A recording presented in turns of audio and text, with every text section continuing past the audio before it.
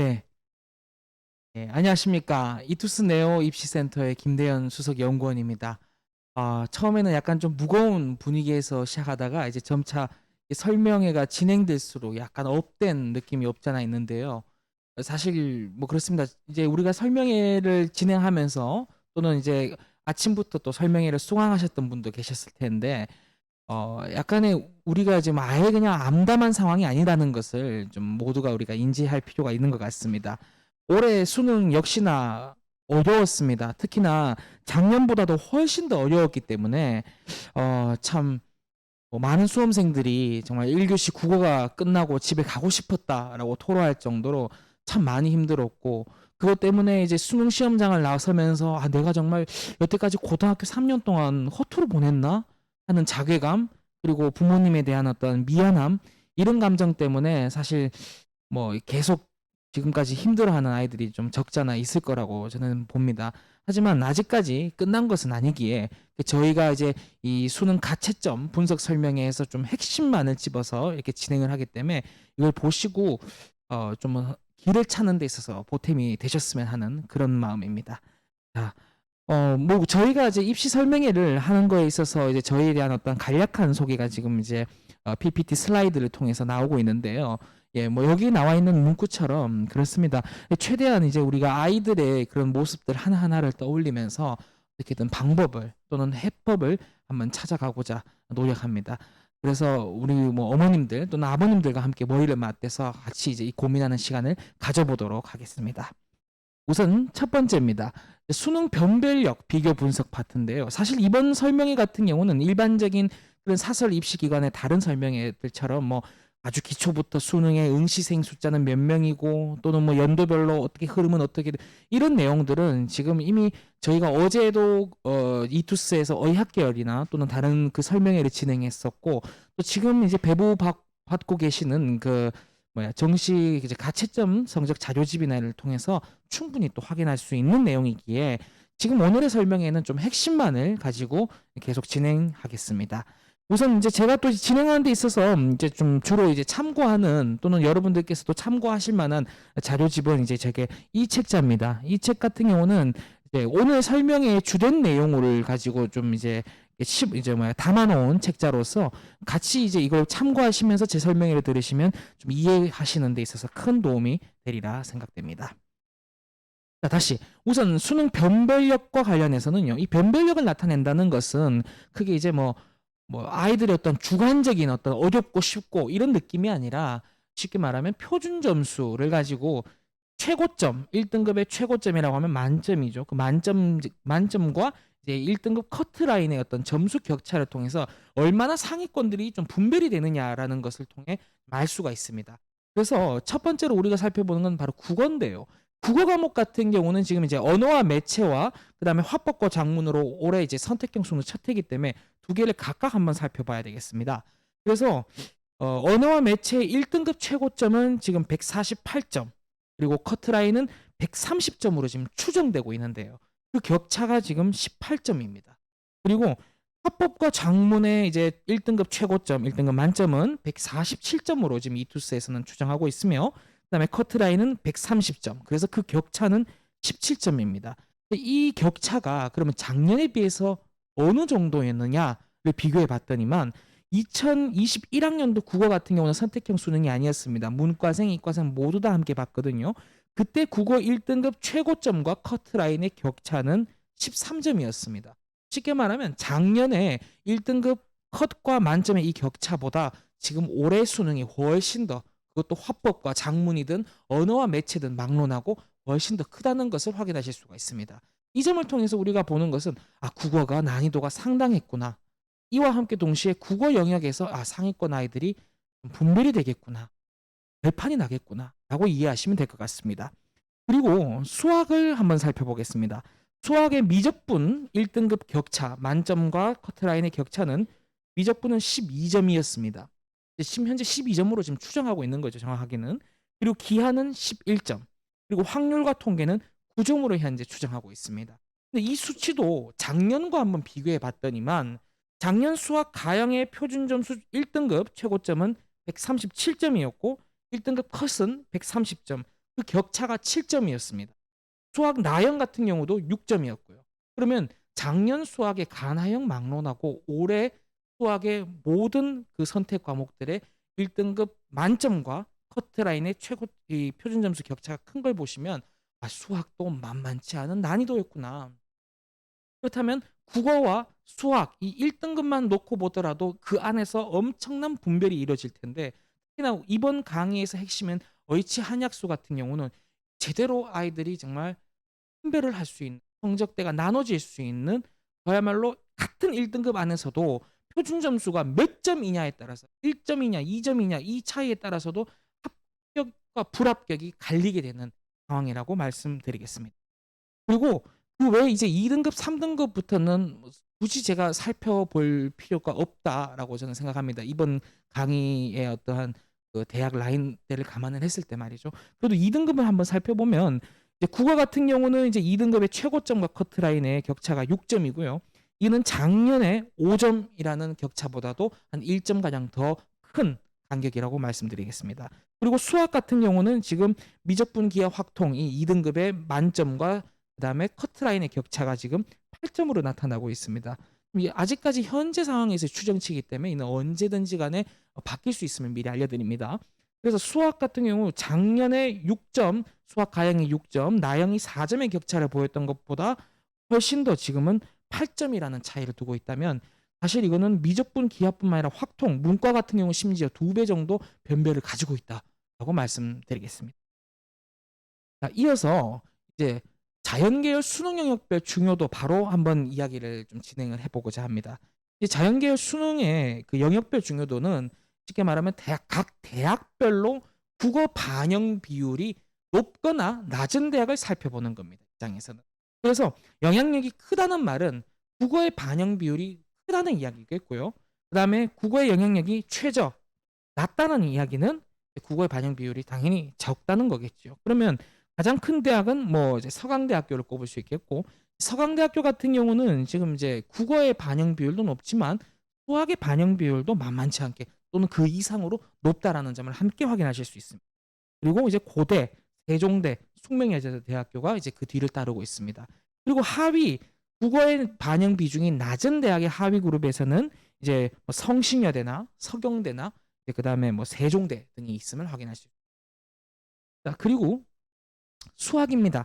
수학의 중요도를 말씀드리면 사실 자연계열 아이들에게는 수학의 반영비를 사실 논할 필요조차 없이 무조건 중요한 과목이라고 말씀드릴 수 있습니다.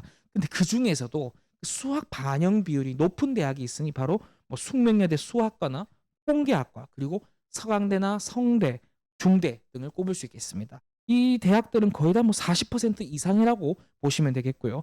그 다음에 최저 그러니까 수능 영역별 중요도 수학 과목이 낮은 대학들의 그 하위 그룹은 뭐 거의 뭐 서울여대, 숙명여대, 흑성여대 등이 있다고 말씀드릴 수 있겠습니다. 그리고 탐구 과목입니다. 탐구 과목 같은 경우는 이제 소위 말하는 이제 뭐 과탐이지요. 근데 과탐 과목은 역시나 자연계열 아이들한테 당연히 중요한 과목이고 이 중에서도 특히 이제 이 과탐 과목을 많이 보는 대학을 꼽자면 뭐 성대, 중대, 한대, 그다음에 연대 의예 등은 그다음에 고려대학교 의과대학 등 이런 이제 대학들이 지금 포진해 있습니다. 얘네들 친구들 거의 과탐 자체가 30% 이상의 반영 비율을 가지고 반면에 이 탐구 반영 비중이 낮은 대학의 그런 하위 그룹에 속해 있는 대학들은 뭐 세종대, 숙대, 한성대, 뭐 숙명여대 수학과 등을 꼽을 수 있습니다. 사실 이 이제 이번 강의의 어떤 그 주제로 되는 게 이제 어이치 한약수 소용고기 때문에 제가 지금 그 뒷부분의 내용들을 좀 많이 실으려고 오늘 좀 이렇게 빨리 앞에 부분을 넘기는 감이 있는데요. 조금 천천히 진행할게요. 자, 그다음에 이제 수능 영역별 중요도에서 영어입니다. 영어 같은 경우는 사실 뭐 절대 평가로 바뀌고 난 다음 많은 아이들이 약간 좀 소홀히 하는 경향이 있습니다. 그래서 뭐 모의고사 때만 하더라도 1등급을 쉽게 받을 것처럼 하다가 막상 또 실전에 가서는 뭐 한두 문제 또는 1, 2점 차이로 등급이 미끄러져 가지고 2등급 또는 3등급으로 떨어지는 경우가 허다하게 많이 발생됩니다. 그리고 영어가 절대 평가로 전환됐다고 하더라도 그 1등급의 비중 자체가 6, 7% 지금 현재 6, 7% 정도로 추상이 되고 있는데 1등급 받기가 그렇게 녹록치가 않다라고 말씀을 드릴 수 있습니다. 그런데 이제 영어 등급의 어떤 점수 격차가 그러면 큰 대학과 이 작은 대학을 또 분별을 하자면은 높은 대학이라고 하면 일단 뭐 서경대나 숙명여자대학교 등이 있습니다. 그럼 숙대를 한번 예시로 들어보겠습니다. 숙대 같은 경우는 영어 1등급을 받게 되면 200점을 주고요. 2등급을 받게 되면 190점을 줍니다. 3등급을 받게 되면 170점을 줍니다. 그러면 1등급과 2등급의 점수 격차는 10점이 되겠습니다만 이게 지금 수능 총점을 1000점 만점이기 때문에 100점 만점으로 환산하게 되면 1점이 됩니다. 반면에 이제 영어 반영비가 낮은 대학들을 살펴보면 이제 가톨릭대 의예과를 먼저 꼽을 수가 있겠는데요. 가톨릭대 의예과는 영어 1등급에게 10점을 주고 그다음에 영어 2등급에게는 9.5점을 두고 영어 3등급에는 9점을 줍니다.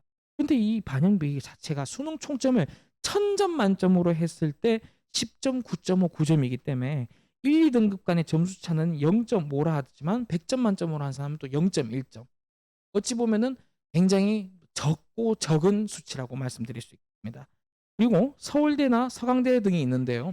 참고로 서울대학교랑 가톨릭대 의예과는 이 영어 반영 비중이 최하의 그룹에 속해 있지만은 거의 상위권 아이들 대다수가 영어 1등급을 기본 옵션으로 장착해 있기 때문에 이 한두 문제 때문에 미끄러져 가지고 갔다 해서 영어가 2등급이 뜨는 순간 굉장히 입시에 있어서 치명적인 어떤 영향이 있을 것이다 라는 점은 꼭 인지해 주시기 바랍니다.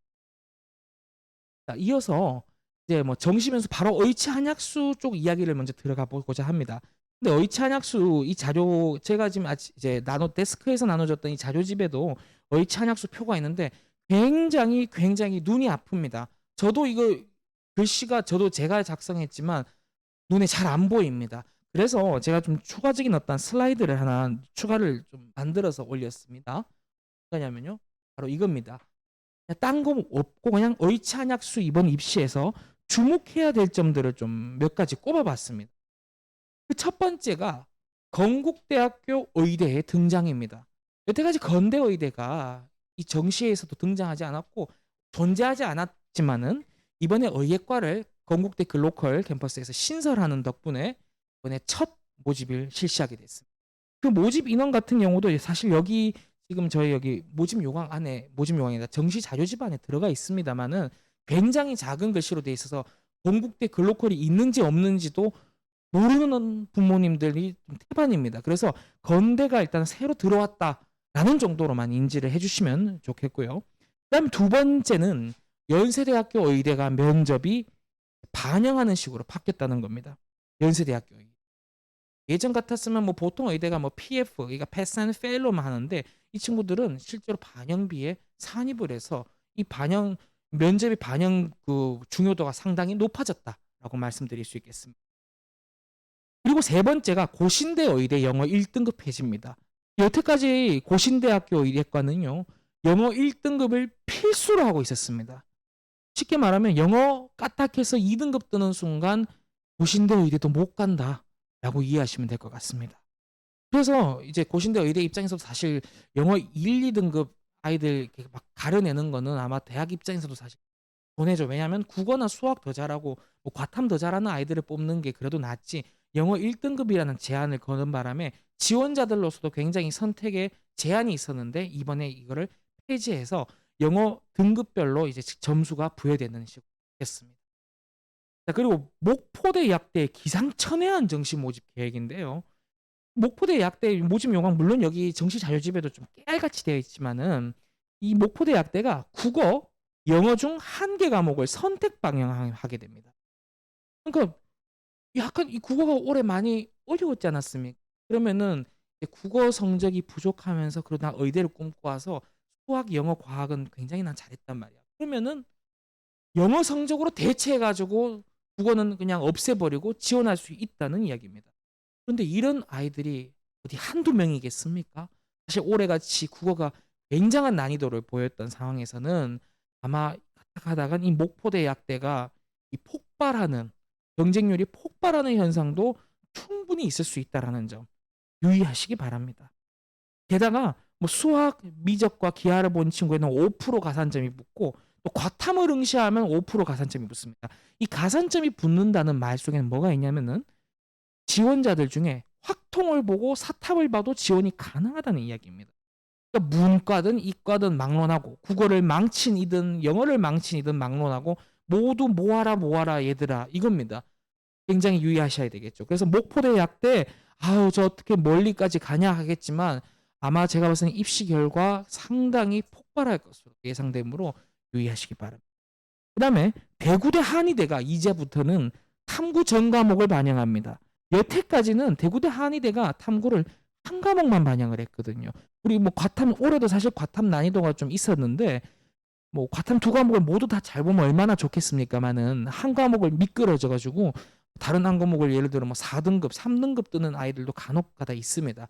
그런 친구들에게 대구 한의대는 일종의 참 정말 기회가 넘치는 정말 아메리칸 드림을 꿈꿀 수 있는 공간이었는데 이제 목포대 대구 한의대 같은 경우는 탐구 과목 두 개를 다 반영하기 때문에 열심히 전 과목을 다 잘해야 됩니다.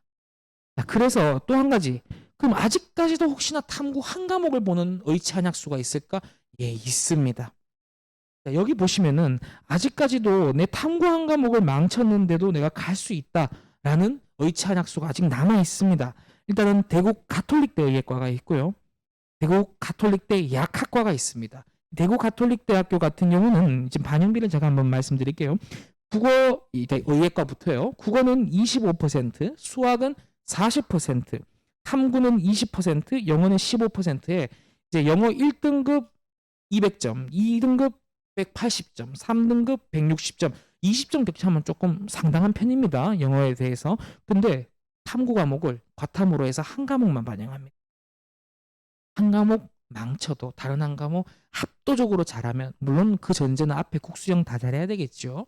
된다면 대구 가톨릭대 의예과도 한번 노려볼 만하다. 그리고 대구 가톨릭대 약학과는요. 반응비가 조금 다릅니다. 대구 가톨릭대 약학과는 국어가 25%, 수학이 25, 탐구 25, 영어 25. 다 똑같습니다. 국수영탐 골고루 그냥 특별하게 한 과목 뭐 못하거나 잘하거나 없이 두루두루 다 보는데 이 친구도 과탐 한 과목만 반영을 합니다. 그리고 동신대 한의예과입니다. 사실 우리가 이제 누적 100분이라고 어떤 뭐 인터넷에서 돌아다니는 입결표나 이런 것들을 보시면 경희대 한의예과보다도 더 위에 있는 최고의 입시 결과 누적 입결을 보이는 대학이 바로 동신대 한의예과입니다. 동신대 한의예과가 그게 가능한 이유는 이 친구는 역시 사탐 또는 과탐 중에 하나, 탐과 과탐 중에 하나를 선택해서 그것도 한 과목만 반영하기 때문입니다.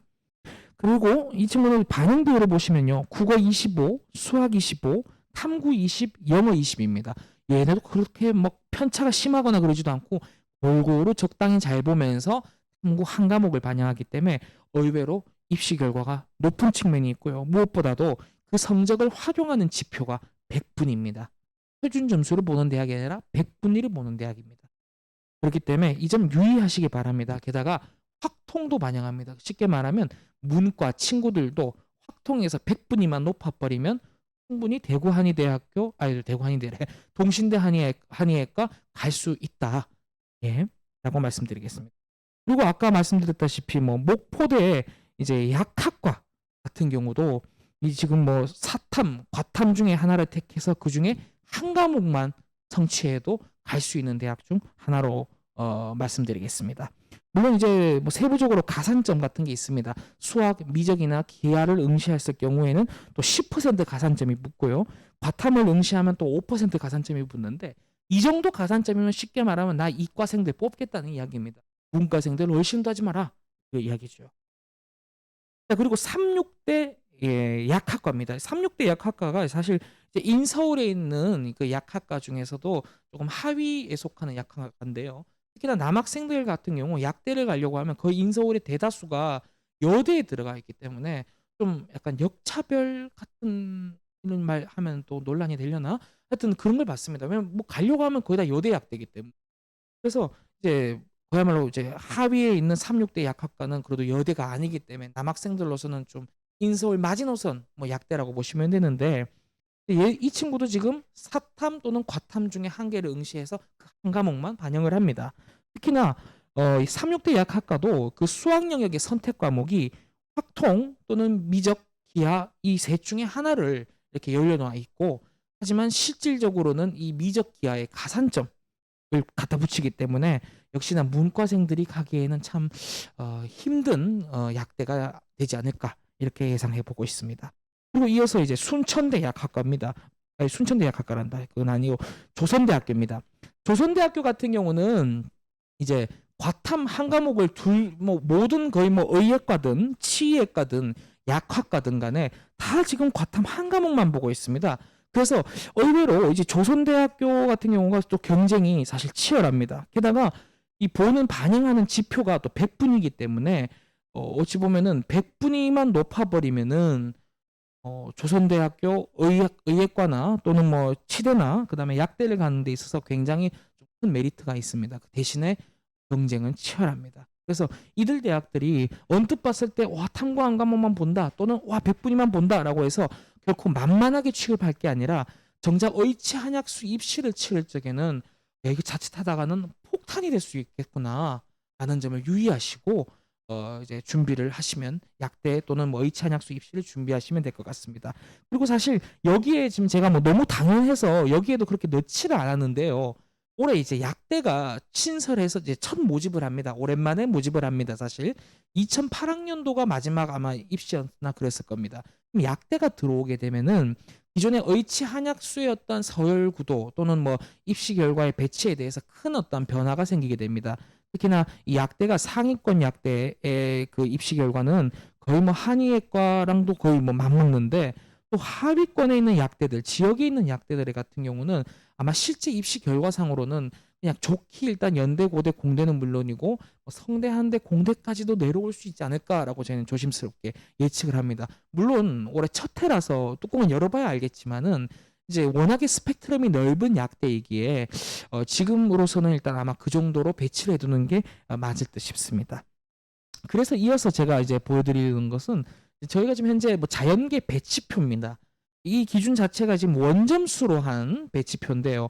어차피 대학은 원점수로 가는 게 아닙니다. 뭐 100분이나 또는 뭐 표준 점수를 가지고 또는 뭐 플러스해서 뭐 100분이 변환 표준 점수 이런 식으로 가는 건데 어차피 지금 상황에서는 뭐 가채점 자체도 확정도 아니고 각 기관마다도 천양지차로 다르기 때문에 좀 우리가 이해하기 좀 편하게 하기 위해서 원점수로 이렇게 표를 만들었는데요.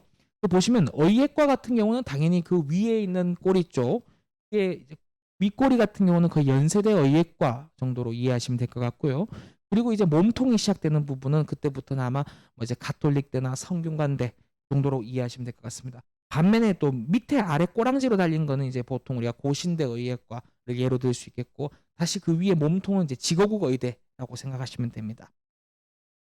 그 다음에 이제 의예과랑 거의 한 절반 반절 끄트머리 살짝 겹치는 데가 이제 치대라고 볼 수 있겠고요. 당연히 그 윗꼬리를 차지하는 것은 윗꼬리 부분을 차지하는 것은 이제 뭐 서울대학교 정도로 이제 보시면 될 것 같습니다. 그리고 이제 한의학과가 이제 그 치대의 한 절반 정도를 겹치면서 이제 경희대 한의학과부터 시작을 한다고 보시면 되고요. 그리고 이제 약학과 같은 경우는 이제 윗꼬리가 상당히 이제 윗꼬리 같은 이제 의예과의 그런 하위 부분이랑도 겹치는데 약학과의 뭐 이제 서울대 약대나 그다음에 뭐 중앙대 약대나 성균관대 약대나 그리고 이제 모집 정원이 얼마 안 되지만 신생 약대 중에 하나인 뭐 연세대학교 약대 등이 이제 여기에 해당된다고 보시면 되겠습니다. 참고로 이제 윗꼬리와 이 몸통이 시작하는 이 부분은 첫 번째로 입결이 높은 제일 높은 학과와 두 번째로 입결이 높은 학과의 를 이렇게 표시를 한 겁니다. 쉽게 말하면 1등과 2등의 격차가 이만하다는 것을 또 눈으로 확인하실 수가 있는 거죠. 반면에 밑에도 마찬가지입니다. 이제 밑에도 이제 완전히 그 뭐랄까 꼴찌 학과라고 하면 좀 웃기지만 제일 입결이 낮은 학과와 그리고 바로 그 위에 부분에 뒤에서 2등하는 학과를 모았을 때 이런 그래프가 그려진다는 것을 염두에 두시면 될 것 같습니다. 그리고 이제 수의학과입니다. 수의학과도 당연히 이제 맨 윗꼬리를 차지하는 게 이제 서울대죠. 그리고 몸통이 시작하는 부분이 이제 건국대학교라고 보시면 되겠습니다.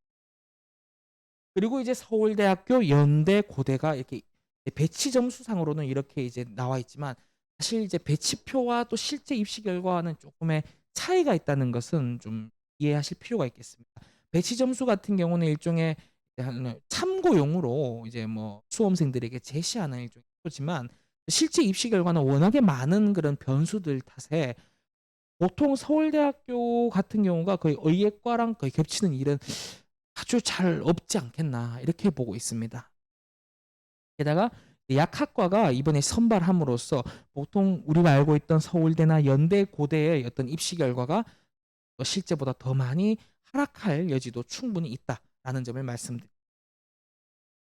그리고 이제 우리가 뭐 서연고, 이제 서울대, 연대, 고대를 예를 들어 뭐 소신으로 쓰는 친구들 입장에서는 당연히 그 안정적인 기반으로 닫혀야 되는 대학들이 이제 뭐 서강대나 성대 이쪽 라인이라고 할 수 있을 텐데 여기들도 거의 뭐 이제 연대, 고대 거의 뭐 꼬리 부분에서 살짝 걸쳐져 있는 그런 정도의 지금 입시 결과 또는 배치 점수를 보이고 있습니다. 편의상으로 원점수를 나타냈기 때문에 실제 입시 결과와 반드시 이제 다를 수밖에 없다는 점은 인지를 하고 계셨으면 좋겠습니다. 네. 그래서 여기까지 해서 일단은 뭐 우선적으로 이제 크게 뭐 개괄적으로 좀 이제 알아봤는데요. 이제 이어서 이제 저희가 대학별 어떤 모집 요강의 핵심 부분을 다루고자 합니다. 대학별로 이제 다룬다면은 사실 제가 의대를 다루자고 하면은 사실 이거는 한 시간으로는 절대로 끝날 수가 없고 오늘 하루 종일 의대만 해야 되는데 그 의학 계열과 관련된 부분은 저희가 어제 이제 이투스에서 의학 계열과 관련한 그 설명회를 진행을 했었고 이는 유튜브에 올라가 있습니다. 그래서 이 점을 참고하시면 되고요. 저희는 이제 편의상 서울대학교부터 해서 또 진행을 하도록 하겠습니다. 서울대학교 같은 경우는 올해 이제 모집의 그 요강이나 계획에서 가장 큰 특징은 일단은 뭐 가장 기본적으로는 군이 바뀌었다는 거. 그거는 사실 뭐 기본적으로 입시를 조금이라도 뭔가 정보를 접해 보셨던 분이라면 다 아는 사실이죠. 그래서 서울대학교가 근데 군이 바뀌니까 나중에 뒤이어서 다루게 되겠지만 연대, 고대, 뭐 서강대, 성대 등등 다 군을 이렇게 바뀌고 분할하고 풀어헤치고 난리가 났습니다. 그래서 서울대학교 하나는 단순히 그냥 군을 하나 옮겼을 뿐인데 다른 대학들이 다 바뀌고 게다가 또 다른 변수가 하나 있었죠. 뭐냐면 교육부에서 2022학년도 정시 같은 경우는 그 정시 모집에 있어서 수능 위주 전형의 선발 비율을 30% 선으로 맞추라고 대학들로 반강제적인 권고를 했었습니다. 그래서 서울대학교도 이에 예외는 될 수가 없었고 그래서 서울대학교의 상위권의 공대들이 모집 인원이 좀 전년에 비해서 많이 늘어났습니다. 게다가 특히나 저는 좀 주목하고 싶은 것이 서울대학교의 자유전공학부입니다. 자유전공학부 같은 경우는 지금 이제 그 어머님 자료집에도 나와 있지만요. 저희가 이게 배부해드린 이 자료집에도 나와 있지만 맨 밑에 있습니다. 자유전공학부가 올해 지금 13명을 지금 최초 모집하는 것으로 예정하고 있는데요. 이 친구들이 지금 탐구 영역, 그러니까 뭐야, 수학 영역의 반영 과목과 탐구 영역의 반영 과목이 거의 사실상 거의 문과생 친구들도 들어올 수 있게끔 열어놔 있습니다. 그리고 원래 서울대학교가 항상 우리가 서울대 생각하기로는 1+2 조합을 해야 돼, 과탐은. 또는 문과가 지원하려면은 제2외국어를 또 한문을 해야 돼. 하지만 자전은 그런 걸 요구하지 않습니다. 즉, 한 1+2 조합으로 하지 않아도 지원이 가능하고 또는 제2외국어나 한문을 응시하지 않더라도 지원이 가능합니다. 쉽게 말하면 연대나 고대 쓸 정도의 그냥 기본적인 응시 기준을 맞춰도 성적이 좋으면 서울대 자전 지원할 수 있다라는 이야기입니다. 시적인 관점에서는 완전히 이거 경쟁률이 핵폭발이 나겠죠. 왜냐? 연고대에 지원하는 친구들이 전부 다 제2외국어 한문을 보는 것도 아니고 과탐 1+2 조합을 보는 것도 아닙니다. 심지어 의대를 가려는 친구들 입장에서는 까딱해서 2 과목 잘못 봐서 망하면 의대에 의치하냐 꿈은 저 멀리로 가버립니다.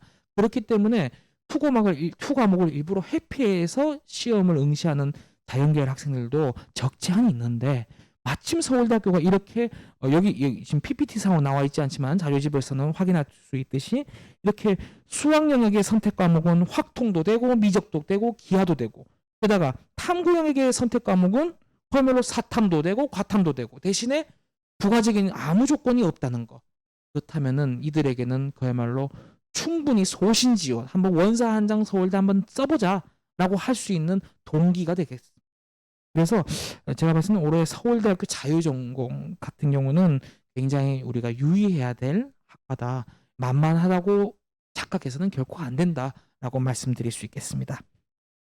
네. 그리고 이제 뭐 서울대학교 같은 경우는 이제 뭐 과탐 1+2 조합이기 때문에 2 과목을 응시하는 아이들을 이제 다 일반 이제 자유전공 말고요. 일반적인 자연계열 같은 경우는 2 과목을 응시하는 아이들을 이제 반드시 지원하게끔 돼 있어서 이 서울대학교와 다른 이제 그 밑에 하위의 대학인 뭐 예를 들어 한참 하위라고 할 수 있죠. 한양대학교 같은 경우는 마침 2 과목을 응시한 친구들에게 가산점을 주고 있습니다. 그래서 한양대학교를 안정을 아예 써버리고 뭐 서울대학교를 쓰는 경우도 덜어 있습니다.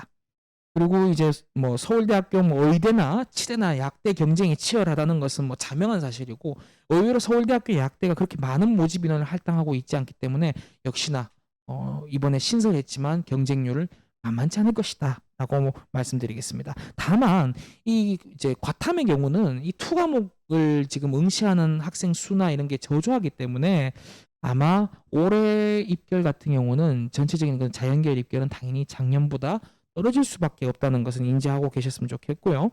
그리고 제일 중요한 건 탐구 반영 방법에 있어서 작년에는 변환 표준 점수를 반영했습니다. 즉 학생이 받아온 그 탐구 과목의 100분위 를 대학 자체 환산 점수로 바꿔서 반영을 했는데 올해는 그냥 바탕에 찍혀 있는 변환 표준 점수를 그대로 반영을 합니다. 그래서 서울대학교 모집 요강에도 이렇게 명시되어 있습니다. 성적표에 기재된 표준 점수의 합 곱하기 0.8을 반영하겠다라고 명시되어 있습니다. 그러면 올해 과탐에 이 변별력 나름 상당했어요. 왜냐 과탐도 아이들이 많은 어려움을 느껴서 진짜 국어, 수학, 영어까지 잘 했다가 막판에 과탐에서 진짜 많은 그런 어려움을 느낀거든요.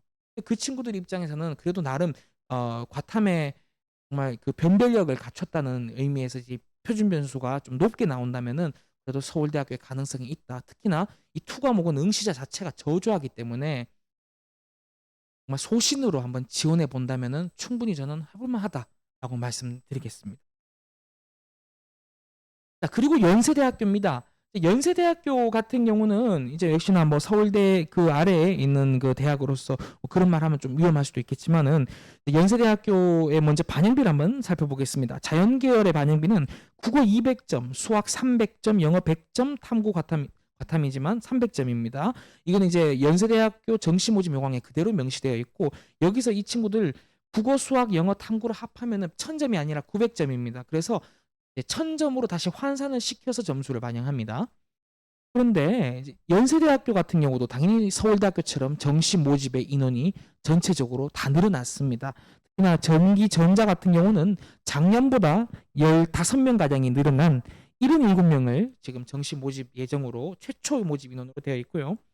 특히나 연대 같은 경우는 이 반영 비중이 상당히 이제 한양대학교랑도 좀 이렇게 유사하기 때문에 한양대학교를 예를 들어 뭐 안정으로 지원하는 아이들 입장에서는 연세대학교를 한번 소신으로 한번 지원해 볼 법한 대학이다라고 말씀드릴 수 있겠고 반면에 또 성균관대학교 같은 경우는 워낙에 뭐 스탠다드한 이제 반영비여서 연대든 고대든 다 이렇게 겹치는 부분이 있다라고 이해하시면 됩니다. 그 부분은 제가 또 뒷부분에서 계속 보도록 할게요. 그리고 연세대학교 같은 경우는 이제 뭐 의대에서 정시 면접 이제 이게 반영이 된다는 거 이거 아까 이제 의치한약수 하면서 말씀드렸고요. 그다음에 연세대학교 인문 교차 지원 가능성이 그럼 과연 얼마나 있을 것이냐? 글쎄 그거는 조금 장담하기가 어렵다. 왜냐 올해는 국어도 나름 변별력이 있었고 수학도 나름 변별력이 있어서 어떤 특정 과목, 특히 자연계열 아이들이 강세를 보이는 수학 과목에서 예를 들어 변별력이 제대로 주어졌다면 이과 아이들이 정말 맘 놓고 문과로 넘어갈 수 있는 기회가 열리는데 올해는 국어가 더 많지 않았기 때문에 교차 지원의 가능성이 그렇게 과다할 것이다라고는 저는 섣불리 말씀을 못 드리겠습니다. 물론 정이 정말 내가 어떤 수학도 잘 보고 국어도 어느 정도 성적이 잘 받쳐준다면은 충분히 또 교차 지원을 해서 연세대학교로 진학하려는 아이들도 있을 것이다라고는 보고 있습니다. 네. 그리고 다음 장으로 고려대학교입니다. 고대 같은 경우는 역시나 뭐 연세대학교와 쌍벽을 이루면서 같은 군에서 그야말로 파이를 나눠 먹는 정말 우리나라의 그런 명문 대학인데요. 고대 같은 경우는 역시 이제 연세대학교랑 같은 군에서 모집합니다. 근데 고대는 이번에 가장 큰 변화가 있었습니다. 어떤 변화냐 하면 정시 모집 인원이 굉장히 많이 늘어났습니다. 정시 모집 인원이 거의 서강대학교 정도 하나가 또 생겼다. 라고 이해하시면 될 정도로 엄청나게 많이 늘었 예를 들어 뭐 고려대학교 생명공학부 가군에서 모집하는 생명공학 가군에서 모집하는 생명공학부의 경우는 작년보다 20명이 늘어난 올해 40명을 모집합니다. 쉽게 말하면 작년보다 곱하기 2가 되는 거죠. 그리고 전기전자 같은 경우도 작년보다 31명이 늘어나서 올해 62명을 최초 모집 인원으로 예정하고 있습니다. 작년보다 더블이 됐습니다. 고대가 더블이 되고 연세대학교는 더블 만큼은 아니지만 원래 연세대학교는 정시 비중이 크기 때문에 보폭으로 증가했지만 고려대학교라는 변수 때문에 사실 이제 서강대나 성대나 그 아래 대학을 쓰는 친구들 입장에서는 숨통이 많이 트였다. 왜냐? 추가 합격이 많이 돌게 되면 그 밑에 대학들도 같이 추가 합격이 많이 돌기 때문에. 그래서 고려대학교 잠깐 반영비를 한번 살펴보시면 자연계열 같은 경우는 국어가 이제 200점, 수학이 이제 240점, 탐구가 200점입니다. 그리고 간호대학이나 컴퓨터학과, 자유전공학부는 A형과 B형으로 이제 구분해서 선발을 하는데요. A형 같은 경우는 국어 200, 수학 240, 탐구 과탐, 이제 과탐을 반영해서 200점이고요. B형 같은 경우는 수학이 국어 수학이 200이고요. 그다음에 탐구는 탐도 되고 과탐도 되고 해서 160점을 반영합니다. 쉽게 말하면 어떤 모집 단위는 이제 그야말로 자연계열 아이들을 좀 많이 뽑으려고 하는 모집이고요. 그 아래 이제 사탐과 과탐의 그 기회를 열어둔 모집 단위의 경우는 문과 친구들도 좀 들어올 수 있게 기회를 열어놨다. 그러면 쉽게 말하면 이 문과 친구들이 들어오게끔 기회를 열어놓은 B형 같은 경우는 입시 결과가 어찌 보면 높을 수. 그래서 괜히 섣불리 교차 지원했다가는 서로 맞을 수 있다는 거죠. 예, 그러니까 이제 자연계열 아이들은 지금 정석대로 가시는 게 좋고 어차피 약대가 또 신설해 모집 첫 해이기 때문에 약대 입시가 들어오면 아마 굉장히 좀 혼란스러워질 것으로 보입니다. 왜냐? 이 약대가 여태까지 입시를 안 치른 지 너무 오래돼서 기존의 우리의 인식에 또는 서열들이 다 리셋이 된 상황입니다. 예를 들어 신설된 약대, 그야말로 정원이 얼마 안 되는 이 연세대학교 약대가 지금 거의 뭐 모든 사설 입시 기관의 배치표 상으로는 거의 서울대 다음으로 위치해 있습니다. 근데 우리가 이제 약학 계열에 대해서 조금이라도 좀 아시는 분들은 약대에서 가장 예를 들어 동문수가 많거나 또는 뭐 약사 회장이나 이런 약학 약업에 좀 굉장히 어떤 지분을 많이 차지하고 있는 대학이 서울대, 중대, 성균관대임을 다 이해하고 계실 텐데 그 배치 점수보다도 지금 연세대학교가 중대, 성대보다 위에 있는 경우가 있습니다. 못 가다가. 그래서 여태까지 우리가 알고 있는 어떤 약대 서열이나 약대에 대한 인식들이 다 지금 리셋이 된 상황이고 이런 상황에서 상위권 약대뿐 아니라 중위권 약대, 하위권 약대까지 그야말로 하나의 지금 정립이 되는 첫 해라고 보시면 이때 어떠한 위치를 점하느냐에 따라서 내년에 입시가 조금 더 갈피를 잡힐 건데 확실한 건 우리 자연계열 친구들 입장에서는 기회가 많이 열렸다. 이런 과도기일 수. 쉽게 말하면 뭐 예를 들어 연세대학교 공대를 붙고 거기 뭐 공덕여대 약대를 붙으면 어디를 가야 되나 하는 그런 고민이 시작이 되죠. 또 예를 들어 네임밸류를 따르는 아이들 같은 경우는 그래도 뭐 나는 스카이를 갈래 이런 아이 있겠고 내가 그래도 전문직이 좋아라면 뭐 예를 들어 인서울의 여대권에 또는 경기도권의 약대에 진학할 가능성도 있고. 근데 이 점에 대해서 어느 누구 한 명 명확하게 여기가 낫다, 저기가 낫다라고 지금 발표를 못 하고 있는 상황입니다. 이런 때일수록 아마 입시는 아이들이 원서를 냈을 적에 충원이 돈다거나 하는 것이 많기 때문에 특히나 이 지금 모집이나 이렇게 많이 늘어난 뭐 고려대학교만 하더라도 충분한 어떤 기회의 장이 되지 않을까 이렇게 예상했습니다. 참고로 고려대학교 반영비 같은 경우는 서강대학교랑 좀 많이 유사합니다. 서강대학교가 또 수학 반영 비중을 또 많이 이렇게 보고 있거든요. 그래서 서강대학교를 조금 이렇게 안정적으로 지원한다거나 하는 친구들은 또 고려대학교를 또 소신 지원하는 경우도 없지 않아 있습니다. 물론 최종적으로 이제 100분이 그 탐구 과목의 100분이 변환 표준 점수가 어떻게 되느냐까지 지켜보실 필요는 있습니다. 거기에 따라서 충분히 지원 경향이 달라지기 때문에 탐구 영역의 100분위 변환 표준 점수란 이제 대학들은 탐구 과목의 성적을 그대로 고지고대로 보지 않습니다. 탐구 과목 예를 들어 과탐이 100분위가 100이면 우리 대학은 이 100분위 100을 66점으로 환산해서 인정해 줄게. 반면에 뭐 탐구 과목 100분위가 90이면 우리 대학은 그 90을 이제 100분위 변환 표준 점수 한 55점 정도로 반영해 줄게.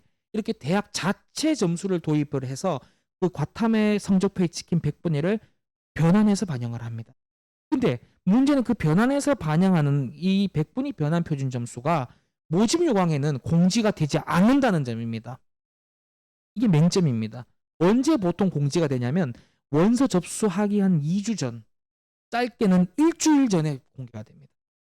그래서 아마 여기서 뭐 재수를 하셨다거나 또는 뭐 예전에 과거에 어떤 정식 컨설팅을 받아보셨던 분이 계시다면 갑자기 학원에서 정식 컨설팅 실컷 받고 다시 100분위 변화 표준 점수가 나와서 다시 받아야 된다, 이런 연락을 받으셨거나 아니면 또 다른 데 가셔서 환산해 봤더니 다른 대학의 점수가 또 나오더라라는 경우가 있었을 겁니다. 사실 이게 이제 하나의 정시 모집 요강의 맹점이기도 합니다. 왜냐하면 탐구 영역의 100분위 변환 표준 점수는 교육부에서 어떤 지침상으로 대학한테 강제하지도 못하고 강제할 수 있는 성질의 것이 아니기 때문입니다. 왜냐? 그해 탐구 과목의 어떠한 난이도나 그 변별력에 따라서 100분위 변환 표준 점수가 이제 달라지기 때문이. 하지만 일부 대학은 이거를 악용을 해서 과도하게 탐구 과목의 어떠한 변별력을 실제 수능의 채점 결과보다도 훨씬 더 줄여서 반영한다거나 아니면 과도하게 부풀려서 이제 반영하는 대학들이 있습니다. 그래서 수험생들 입장에서는 탐구 영역의 100분위 변환 표준 점수가 나올 때까지는 자신의 점수가 언제든지 간에 변동될 수 있다는 점을 인지하실 필요가 있겠습니다. 이게 좀 뭐 이해하셨으리라 생각하고, 이제 고려대학교까지만 하면은 안 되겠죠, 당연히. 왜냐, 우리는 서영고를 가고 싶어 하는데 그 밑에 대학 안정지원의 라인을 좀 알아야 되지 않겠습니까? 그래서 밑에 대학들 한 번 더 살펴보겠습니다. 자, 서강대학교입니다. 서강대학교 같은 경우는 사실 이제 정시 모집 인원이 이제 지금 많이 늘어났다고 하지만 별로 그렇게 눈에 보일 만큼 그렇게 티가 나지 않는 대학입니다. 왜냐? 모집 인원 자체가 애시당초 작은 대학이기 때문에. 그래서 모집 인원이 늘어나 봤자 예를 들어 올해 컴퓨터 같은 경우는 37명, 화공생명은 37명, 기계공학 쪽은 32명. 사실 다른 대학은 30명씩 늘릴 때 이 대학은 늘려도 30명입니다. 그래서 크게 어떻게 뭐 이렇게 대학 자체의 어떤 모집 인원의 변화는 없는 편이지만, 하지만 그 위 주변의 대학들의 모집 인원이 대폭 변화했기 때문에 당연히 입시 결과에 있어서는 당연히 변화가 있을 것이라고 저는 보고 있고요. 특히 서강대학교 같은 경우는 좀 특이하게 보셔야 되는 것이 전 계열을 한꺼번에 같은 반영 비율을 본다는 겁니다. 문과든 이과든 모두 다 똑같이 국어는 36.7%, 그리고 수학은 43.3%, 탐구 과목은 사탐이든 과탐이든 불문해서 20%입니다. 근데 이 차이는 작년 같은 경우는 수학 가형을 보면은 표준 점수의 10% 가산점을 줬는데 올해는 가산점 제도가 폐지됐다는 겁니다. 쉽게 말하면 작년 같은 경우는 그래도 이과 애들이 여차하면은 문과로도 좀 갈 수도 있는 여지가 있었습니다. 왜냐, 가산점을 10%나 챙겨가기 때문에. 그래서 실제로 뭐 중앙대학교 공과대학에 지원한 아이들이 서강대학교 경영이나 사회과학 쪽으로 많은 지원을 해서 또 이탈을 하기도 했습니다. 하지만 올해 같은 경우는 글쎄 자연계열 아이들이 쉽사리 이 문과로 교차 지원하는 건 어렵습니다. 왜냐, 특히나 만약에 교차 지원을 하려면 수학도 잘 봐야 되겠지만 국어도 어느 정도 받쳐줘야 되는데 국어를 망치는 아이들도 많고, 그리고 수학도 잘 보고 국어도 어느 정도 받쳐주면 차라리 자연계열로 지원하는 애들도 많기 때문이죠. 그래서 섣불리 교차 지원이 많을 것이다라고 예측하기는 조금 어려울 것 같고요, 지금은. 그래서 서강대학교의 입시 결과적인 측면에서는 일단 그 자체적인 요소보다는 주변의 어떤 다른 대학들의 모집 정원이 많아져서 어떤 변화가 발생될 것으로 보입니다. 반면에 서강대학교랑 좀 대조적으로 굉장히 다이내믹하게 모집 인원이 늘어난 대학이 있습니다. 우리 자료집을 보시면은 성균관대학교의 그런 일단 반영비를 먼저 보면 반영비는 크게 별반 다름없습니다.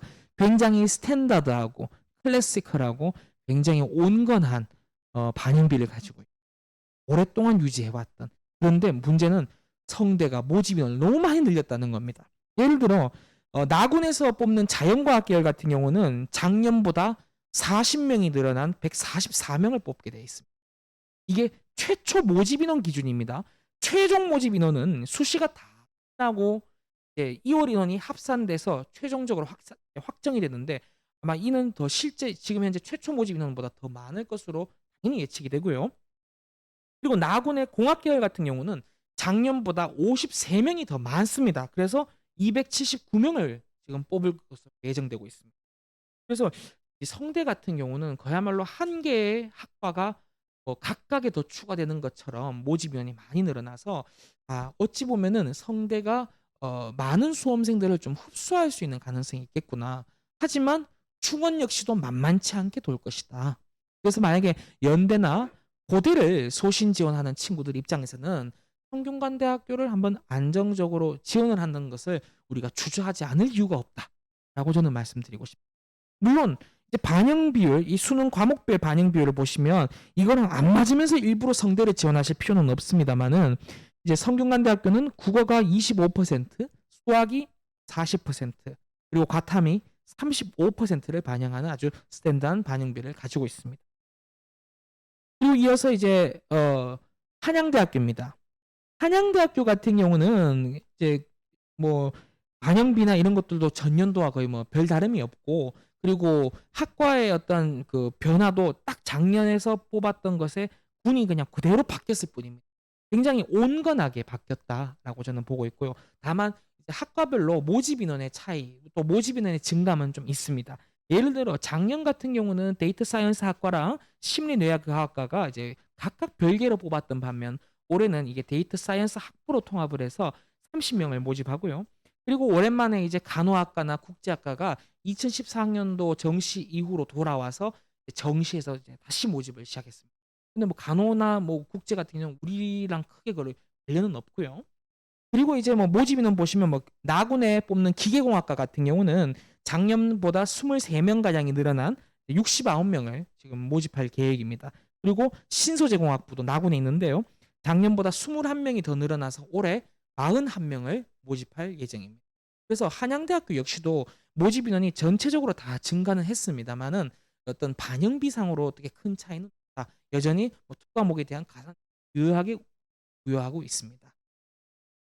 그다음에 이제 뭐 마지막으로 중앙대입니다. 중앙대 같은 경우는 아까 앞서 살펴봤던 성균관대학교랑 반영 비율이 거의 뭐 유사하고 동일합니다. 물론 이제 세부적으로 변표나 영어 반영 비율에 따라서 영어의 어떤 가산점 체계가 조금씩 다를 수 있겠지만은, 이제 중대 자연계열 같은 경우는 국어가 25%, 수학이 40%, 탐구 과탐이 35%로 성균관대학교랑 동일합니다. 이 말인즉 성균관대학교가 뚫리면은 중앙대학교도 마찬가지로 뚫린다라고 이해하시면 되고, 예를 들어 내가 연고대를 찌르는데 일단은 안정적으로 성대를 쓴다, 또는 성균관대학교를 소신으로 찌르는데 그럼 안정으로 쓸 때가 필요하다면 중앙대학교를 많이 학생들이 좀 지원하는 경향이 있습니다. 네. 이렇게 이제 제가 뭐 서연고, 의치한수 서연고를 맡았는데 이제 밑에 대학들까지 쭉 살펴봤습니다. 그래서 각 대학별로 이제 이런 반영비 정도를 제가 좀 중심으로 이야기를 했고, 상세한 어떤 모집 단위의 어떤 모집 인원들은 이 자료집을 참고하시면 되겠습니다. 그리고 이제 뭐 입시 결과나 이런 커트라인이나 또는 뭐 누적 백분이나 이런 것들은 현재 지금 가채점 상황에서는 저희가 어떻게 말씀드리기가 굉장히 조심스럽습니다. 아직까지 여기에 대해서는 어느 것 하나 확정된 게 없습니다. 국어나 수학의 당장 1등급 커트라인조차도 기관마다 워낙에 다르기 때문에. 그래서 이제 이쯤에서 하고 이제 다른 대학들 계속 넘어갑니다. 이거는 우리랑 거의 관련이 없는 대학들입니다.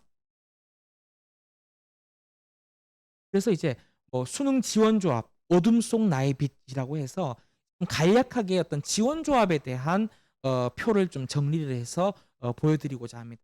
이거는 이제 어떤 대학별의 어떤 반영 비율이나 상세한 어떤 뭐 변환 표준 점수나 이런 것들이 아니라 구체적으로 뭐 적시는 하지 않았지만 대강의 흐름을 좀 이해하기 쉽도록 보여드리기 위해서 이제 만든 표입니다. 우선 1페이지를 보시면 이렇습니다.